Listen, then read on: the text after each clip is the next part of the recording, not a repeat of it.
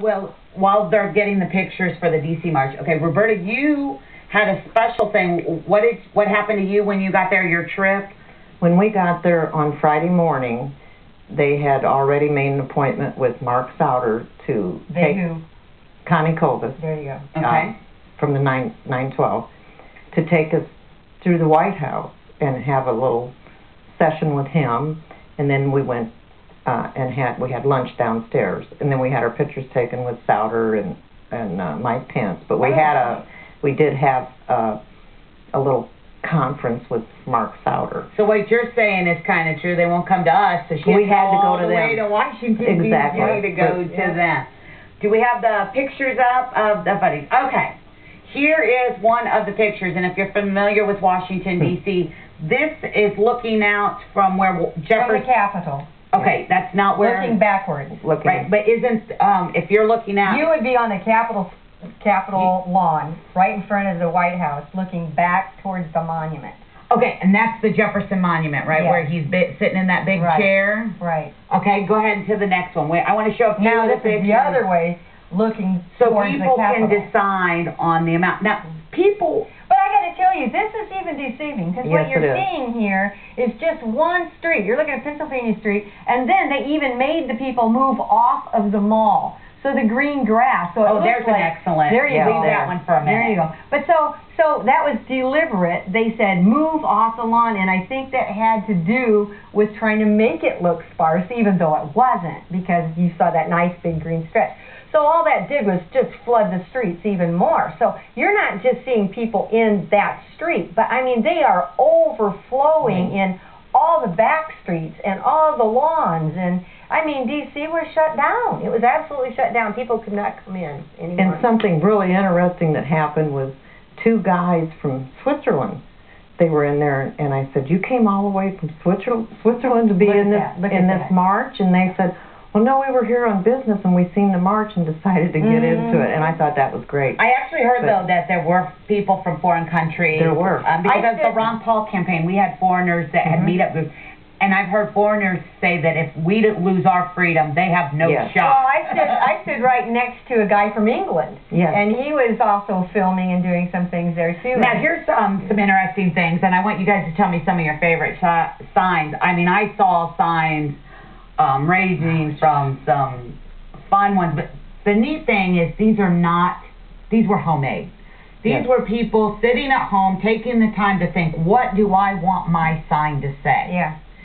I mean, if you look at it, these are not just, even the pictures, they took them out like there. I got to throw this in, too. This was not a Democratic thing or a Republican thing. This was a people thing. An American thing. This was an American thing, and they're all coming together from all different avenues and venues because they are saying that we want you, the federal government, to listen to the people who created you.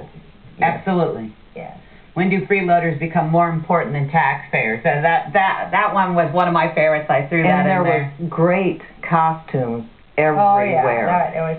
And there was this old lady that come by me, and she had on a hospital gown and had a IV thing, you know, and she's dragging it. She had this plug taped on her, and she said, "Don't unplug Grandma." It was great, but for the health care. What was your favorite sign?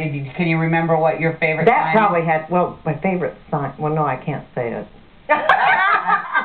But like that one, politicians are like diapers, they both need change regularly for the same reason. My favorite was to bury the Obama health care with Ted Kennedy, and I didn't figure I could say that on here. But you did. But that was my favorite one. There was so many, and there was huge.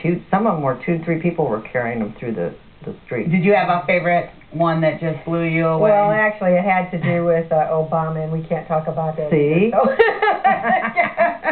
Okay, my favorites are about the Constitution. So you guys were in the crowd, and the energy, I guess, was amazing. Oh. Now, and I have to say this, too, when I say Obama, it's not because I'm picking on Obama as a person, it's because of what he stands for and his policies. Especially if they've been watching the show. They know we've been fighting since Bush. Here's the whole thing. And actually, I was asked this. Fox News came up and asked me this, and I don't feel like I gave an adequate answer. I told them, when they asked, why did I come, I said, we're here to let them know we don't want them to shove socialism down our throats. And that is true. It's about socialism. But more than that, you know, we as a people are standing together. We're coming together now, and they know it. And I think that's why they feel a rush to try and cram things through, because if we're given a chance, we're going to get this country righted again. We've got people that are running for office that are constitutionalists.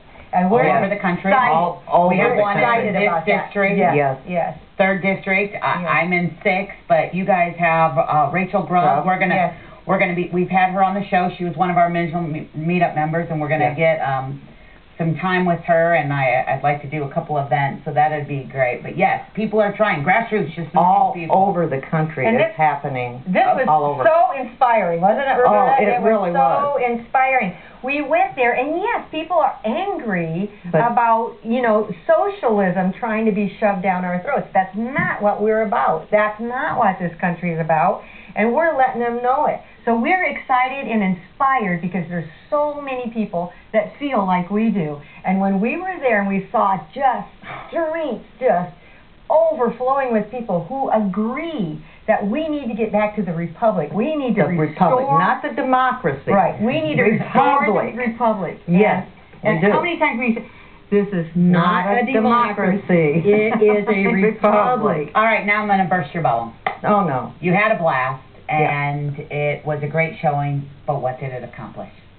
Well, it's like what we just said. Number one, it was a beginning. No. It was a beginning. It is a beginning. We turned the first chapter. It was an inspiration. It ignited. It was the spark. We've got people now motivated to run for office. We've got constitutionalists that are running for office. We are forming our groups. We are getting involved more than we've ever been before. But some people never saw this on TV, so they're just maybe now seeing it for the first time. You know what? I don't even care at this point. It bothered me that we didn't get fair representation in the media. But you know what? The people in the White House, they know. They can pretend they don't know, but they know. And they had to look out and see that many people there. And you have to figure how many other people would have been there if they could have. Probably would have doubled in that number. So they're thinking, this many people are looking at this government finally and saying, hey, I'm fed up. Yeah. And they were fed up.